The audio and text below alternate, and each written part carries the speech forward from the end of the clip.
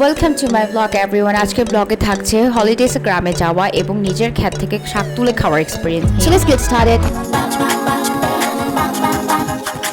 বাড়িতে এসে সকাল সকাল আমি চলে যাই আমার পছন্দের লেবু গাছটির কাছে এবং এসে চেক করছিলাম লেবু ধরে আছে কিনা। নিজের হাতে লেবু ছিঁড়ে নেওয়ার মজাটাই হচ্ছে আলাদা।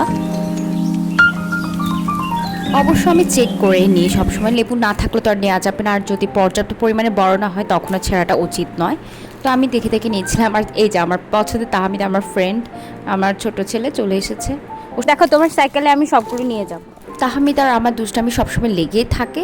তো এই তো বসে বসে দেখছিলাম তাহমিদের আরও দুষ্টুমি। এরপর আমি হাঁটতে যাচ্ছিলাম, সেও আমার পিছে পিছে আসছে। এরপর ডিসকভার করলাম আমার জানালার বাহিরে গাছটিতে অনেক কাঁঠাল ধরে রয়েছে, আর অন্য অন্য গাছগুলোতেও অনেক অনেক কাঁঠাল ধরে রয়েছে। তো বাড়িতে ঘুরে ঘুরে দেখছি। আর বিকালবেলা আমরা সবাই ডিসাইড করলাম নিজের ক্ষেত থেকে শাক তুলতে যাবো। এই যে আমি নেমে গেলাম শাক তুলতে, আর আমার দেখা দেখি তাকেও নামতে হবে, তাহমিদকে চোখেও নামিয়ে নিয়ে আসলাম। আর নিজেও হাঁটতে পারছিলাম না, যদিও আমরা দেখার জন্য নেমেছি। কি তুমি গোল্ড ফিশ কোথায় পাবো? অরেঞ্জ কালারের ফিশ কত এখানে অরেঞ্জ কালার ফিশ। এখান দিয়ে ছোট্ট এটা বাচ্চা তুমি পানিতে এখানে বসছো, এখানে সাপ থাকলে কি করবা? এখানে এখানে সাপ থাকলে তাহমিদ আর আমার ছোটোখাটো এই মজার কথাগুলো চলতেই থাকে সবসময়। আমি ওর সাথে দুষ্টামি করছিলাম, আর ও বলছিল নাকি গোল্ডফিশ খুঁজে পেয়েছে বৃষ্টির পানিগুলোতে।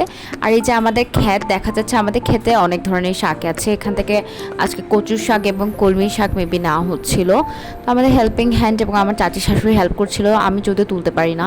আর এই যে কচুর শাক প্রায় তোলা শেষ। আর আমি দেখছিলাম আমার শ্বশুরবাড়ির গাছগুলো কত পুরনো, দেখুন এখান থেকে কত বড় বড় শিকড় নেমে এসেছে। এই গাছগুলোর বয়স আসলে অনেক বেশি। আর অলমোস্ট শাক তোলা শেষ, আমরা তারপর আবার ব্যাক করছিলাম বাড়ির দিকে। কি এগুলো জানিও না এগুলো জাম জাম। এরপর বাসায় চলে আসি আর সবাই মিলে শাকটা রান্না করা হয়ে যায়। এই যে মাটির চুলে বাড়িতে রান্না খেতে আলাদা মজা। সো আজকের ব্লগটি এখানে শেষ করছি। সবার ভালো লাগলে লাইক কমেন্ট শেয়ার করো। আল্লাহ হাফিজ এভরিওয়ান।